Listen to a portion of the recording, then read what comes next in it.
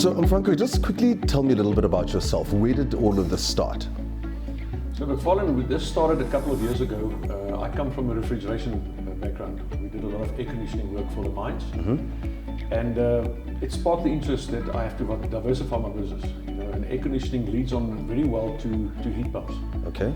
And I got involved in the heat pump industry, and I was actually busy doing some research for my dissertation on my MBA. And it sparked the interest that to make an unbiased decision on where the next step will be, you need to do some investigation and research on what is going to be the next efficient energy product. And I wrote my whole dissertation, and heat pumps came on tops compared to obviously resistance heating, gas, all the other heating sources there are. And I decided that's the direction I want to follow to diversify my company. This was all 7 years ago. Yeah, correct. Yeah, it was more than 7 years ago. It actually started off in 2010. Little did I know that one day I'll be manufacturing and designing heat pumps on my own. So this is where it all started off, and it started off small. Migrating from air conditioning to heat pumps is not difficult. It's the same technology. It's refrigeration technology. And I started off with the domestic installations, typical what we call retrofitments. And that slowly migrated into more commercial application, where we got the opportunity to tender for bigger jobs, like at air chefs in Kenton Park. And that was your first big job, though, right? Yeah, correct. Yeah. And that was by fluke, actually. It was by luck. It was true, because the heat pump rebate program started flattening out. Yes. And I reckon there was too much competition out there in the market. Okay. What should I do? And I got the chance to tender for this job. I knew nothing about it, so I had to consult with consulting engineers and professionals that taught me the skills, and got them involved. And we designed the project for air chefs. This is the kitchens that produces the airlines food. This is out at OR Tambo, right? Yeah, correct. Yeah. Okay. Yeah. And when we came to install the units, we couldn't find tanks. So I got introduced to somebody who said, why don't you look at the German technology, which is similar. Yes. We talk about heat transfer technology. It is an open source thing, and that's where it all started. Now, 7 years later, I've got a fiberglass plant where we manufacture big commercial tanks ranging from 500 liters to 25,000 litre size. That's incredible. Yeah. So, when you did your MBA, you're obviously looking at scalability of this, right? How did you get to geysers? So look, the commercial application has got a widespread application for it. We're talking schools, hospitals, universities, change houses for the mines. We do a lot of work for the mines. But I always had this idea that why is this energy efficiency not applied to domestic use? And when I did some research, I realized there's not much available in the market. There are some what we call integrated heat pump systems that's imported from China mostly. But they all somehow fail to impress me. They all inherently has got their own problems when it comes to standing heat losses. It's really in the design of the system. And you're back to a high pressure system. All geysers, all hot water systems, calorifiers, boilers, call it what you may, they all are subjected to South African Bureau standards. So the moment you have a pressurized vessel, it has to conform to what we call the SANS 151, which is a test specification. And there's two critical aspects. The first thing is because it's a pressured vessel, it runs the risk of exploding. So you have to have all these safety parameters installed, vacuum breakers and TP valves, temperature pressure release valves, which they are very strict about. And then secondly, wherever there's a body of stagnant water, which we call a water storage vessel, yes, there could be a waterborne bacteria that grows there called Legionnaire's disease. And although it's not emphasized and forced down quite often enough, my personal opinion is I think most geysers are non-compliant when it comes to that, because this bacteria grows above 35 degrees Celsius and it dies off at 60 degrees and above. So if you have to do this right, every geyser in South Africa at some point within a 24-hour cycle. I'm freaking out now. I'm thinking, so there's I'm thinking about, so the geese at home. There could be bacteria growing in there. It could be a dead leg down and a municipal line coming in, and if let's cause, use an example. Like you've got a holiday destination or a holiday flat or a place down at the coast, and you've got a geyser there. If there's no movement of water through the tank, it could mean that the bacteria could grow there. And the first time that you take a shower and you inhale this bacteria, it causes a lung disease. So you have to, at some point, push the temperature above 60 degrees on the tank to kill the bacteria. Yes. And I realized this is a big flaw in the hot water system that we have. And how do you police this? Because most people adjust their geysers down to 55 degrees Celsius to save electricity. When we speak about saving on electricity, the big debate is always about, is it the geyser or the stove? What is the most energy efficient household product? So you got it right. There are two things which I call the Achilles heel of your monthly electricity. Yes. It's both the geyser as well as the stove. So you'll find when people start going off the grid and they start installing fancy solar and inverters and batteries and so forth, that they will bypass the stove and the geyser as what they call a non-essential. And this is a problem because those two, although they are energy hunger, they are a necessity. Yes. But that consumes almost 50% of your monthly electricity bill.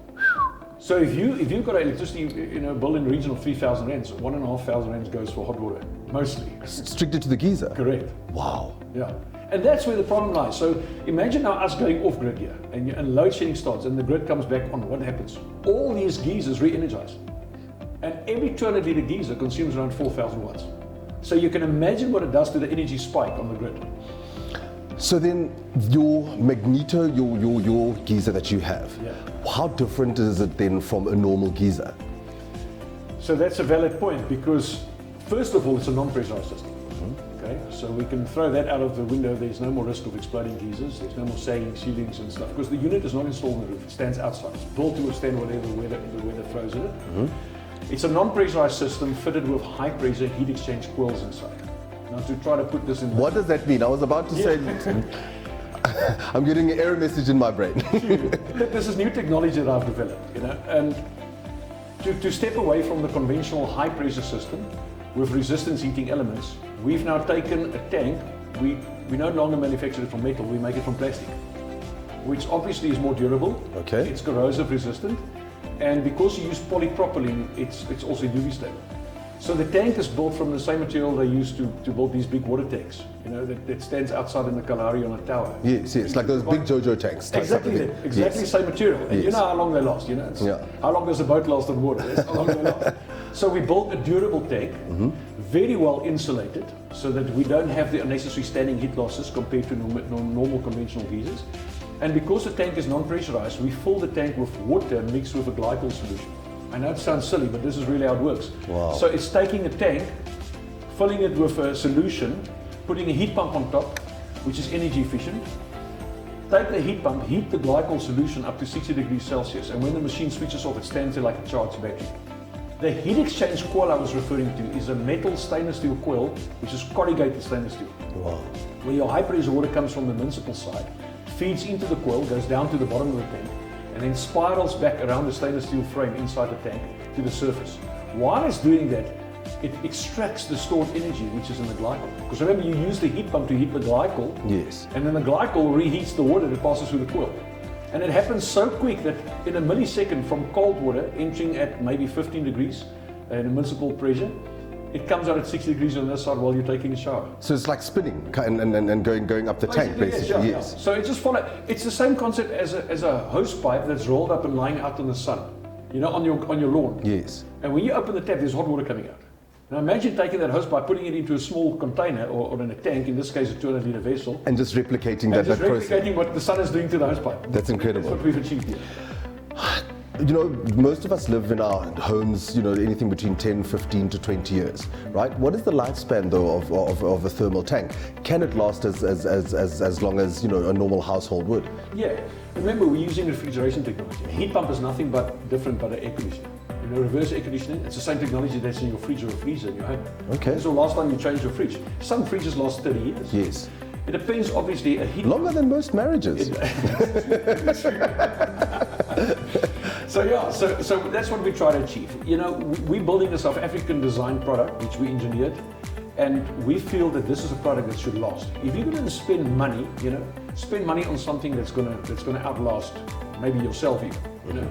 It's got to be something that's also sustainable and maintainable. So every component, every spare part, everything that goes into the tank is either locally manufactured or available on the local market, and can be interchanged. So this is your brainchild. You came up with this entire technology and everything. It's not, you didn't import and put together here. No. How did you come up with the concept, and how did you get to the idea of eventually getting to this thermal tank? So To backtrack a bit to the commercial installations we've done for the mines. So we've been building these tanks up to 25,000 litre. You know, it's been open source technology in Germany, it's been available there. And I thought to myself, well, the only difference is you've got this big vessel filled with heat exchange coils, and then the heat pump stands next to it. So the heat pump basically just siphons the water out of the tank through a circulating pump, through the heat pump, heating it, and then pushing it back into the tank. Yes. And stepping up the temperature slowly till it reaches 60 degrees. And I thought, well, it works so well. Why is there not a domestic tank that's working on the same principle? And I must say, McFarlane, it took me about a year of big failures. Yeah. You don't need success overnight. You know. Lots of snot and trane. I tell you, at some stage I'll show you some of the prototypes we've battled with. And it took us about a part of a year to get a prototype working, and then to fine tune it took us another 2 years to the point where we are now, where we're manufacturing them on a commercial. So if I take that bacteria growing geyser in my house and exchange it with a thermal tank, how much electricity will I be saving? So your geyser, and not dying from bacteria and fungi. That's obviously the first one. So you compare 200 litres with 200 litres. You've got to compare apples to apples. So Yes. your 200 litre geyser in your house is equipped with a 4 kilowatt resistance heating element, which means it works on a ratio of 1 to 1. So for every 1 kilowatt that you suck from the grid, which is the ESCOM grid, you're producing 1 kilowatt of heat. In this case, 4 kilowatts, 4 kilowatts producing heat into the tank.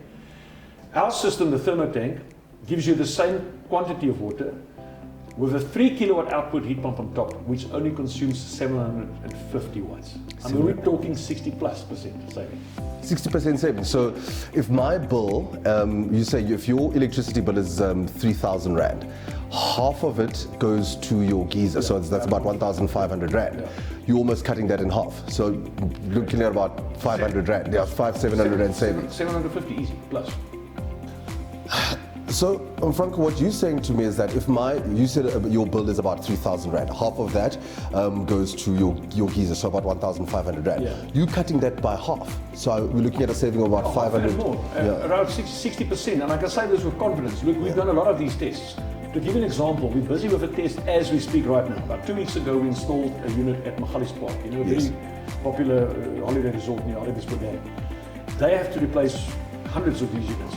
And in order to do that, they have to look at the energy efficiency. So I said, well, let us put our money where our mouth is, and we run a proper experiment. So they gave us 2 chalets right adjacent to each other. Yes. On the one, we've got a 200 litre geyser. We installed a water flow meter there and a kilowatt hour meter to measure electricity. And on the other plant, we installed a new thermotank. And remember, this is winter time now, right? We're in some of the coldest parts of the year now at the moment. And so far, over the last 2 weeks, we measure on every Friday, we take the readings, and then we obviously, do the calculations. And so far, we're on just short of 61% saving. So we expect that saving to increase to almost 70%, given summer conditions.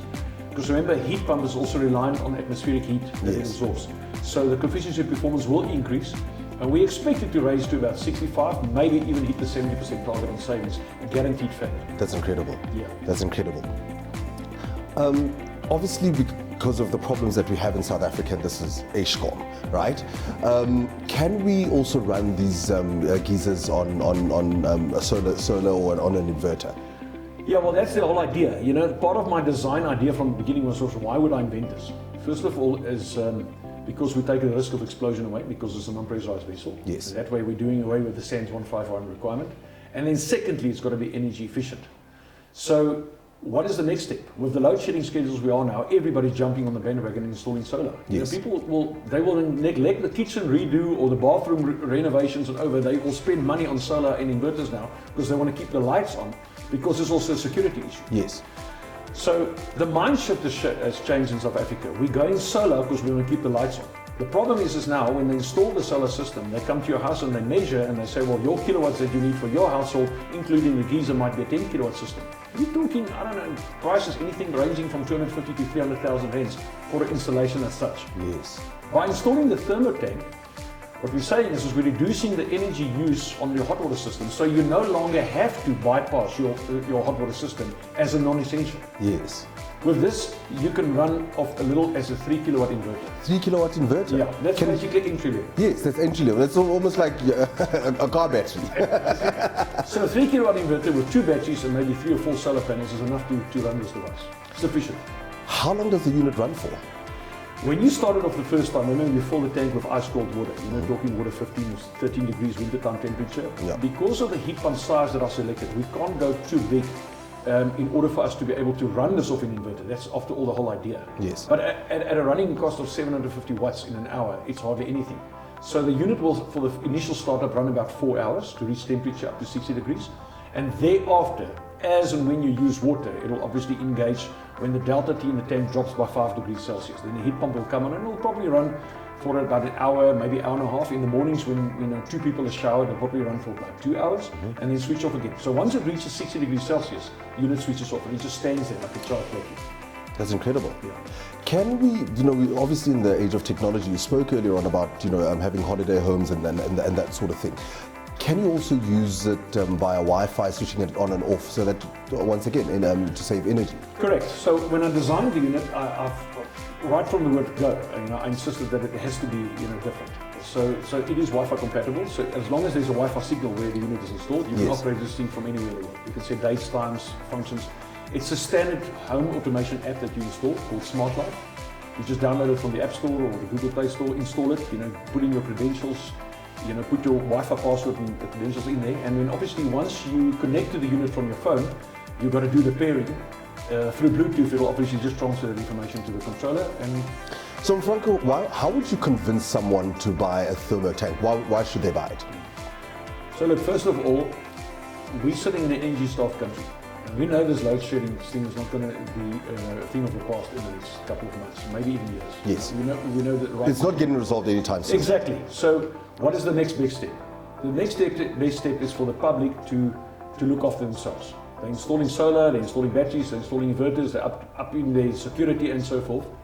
Hot water is becoming critical. I've got a slogan that says hot water is not a necessity or a luxury, it's a necessity. You need hot water, So if you start entering load shedding periods, the 2 hours and the 3 and the 4 hours is nothing.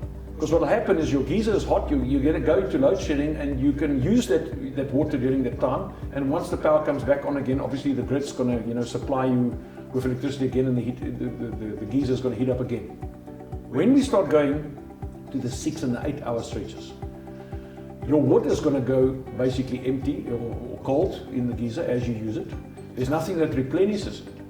And the problem comes, and I see this lying in the future because there's already government talks about it, that the moment the grid comes on again, all the geysers activate at the same time, creating this huge spike on the infrastructure, which could cause the grid to collapse. So my logic tells me if you install a thermotank, you avoid that, because now you give yourself the luxury of running the geyser as and when, we'll call it a thermotank. I don't really want to call it a geyser because a geyser is a pressure vessel, but you can run your thermotank now at any time of the day. It will switch on and off as and when it needs, but your batteries and your inverter and your solar panels should be sufficient enough to run the system without you having to worry to switch it off. So it always gives you that benefit of having hot water. And then how often does it need to be serviced?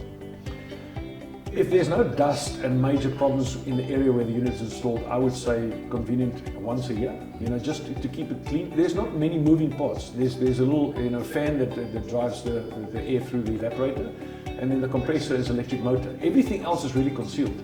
And it is built in such a way that the unit can be exposed to the elements. It's built to stand outside on a platform. As long as you don't have an overhang on a roof that pours water directly into the unit on top, or you've got bird feathers that's flying all over the place, or debris, I would say servicing once a year is sufficient.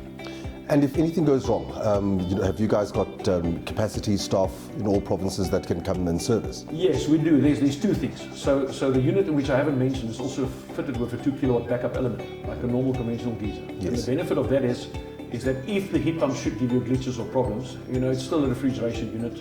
It could maybe spring a gas leak or something small, like would have happened with your air conditioner or fridge. Then you have the option to switch over to backup element mode.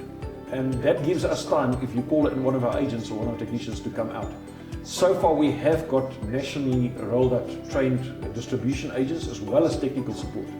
Like Durban, Cape Town, Bloemfontein, East London, as far as Polokwane, Northern Cape. So we do have technical support if a machine does give a problem, but we try to get to the point where we don't leave you unattended. So you do have the backup system built in till such time where we can get a technician out to sort out your problem for you. Where does the public get these units? So You will recognize the Magneto logo on the unit, which is a very well-known brand. You know, those little LED lights. No, those LED lights, we all have them in our homes, man. Those are lifesavers. Everybody's got it. It's probably, not probably, it is. Look, you put in the phone charger, then you put in your Magneto light, just in case the electricity goes. It's in every camping, accessory, it's there. So Magneto, when they saw the opportunity to expand their business, which they belong to the TiVo group of a company, which is a national company, they've got various brands, and they've also rolled up with Magneto Renewable Energies, their solar, their inverters. You'll see them behind me, some of the units, capacitors and so forth. And when they saw my product on the market, I had humble beginnings, advertised on Facebook and YouTube, and saw my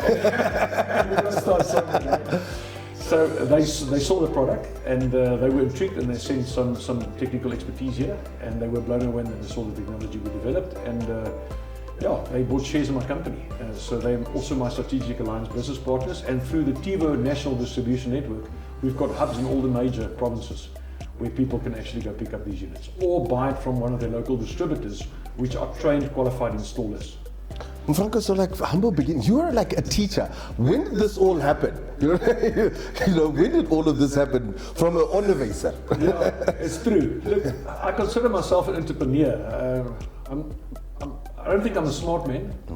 I'm a blessed man, if I may say that. Which is much better, actually. It's true, it's very true. So I had humble beginnings. Yeah. We started off, but I was always eager to learn. As I've got technical abilities, and I think I'm technically inclined. And I would normally go to bed with a problem, and then I wake up with the idea, and they said, we've got to do this. Is this before or after you got married? I got smart. I inherited another brain. Yeah. So no, we did have humble beginnings, but I think as an entrepreneur, you've got to think outside of the box. Yes. And I think this is what I'm good at. And I'm working on some new ideas, for the future, which I'm not going to share right now. It's early times. But I think what makes this product unique is it's South African born. This is truly South African. We've got global patents on the product. That's incredible. And we are going to look at export worldwide.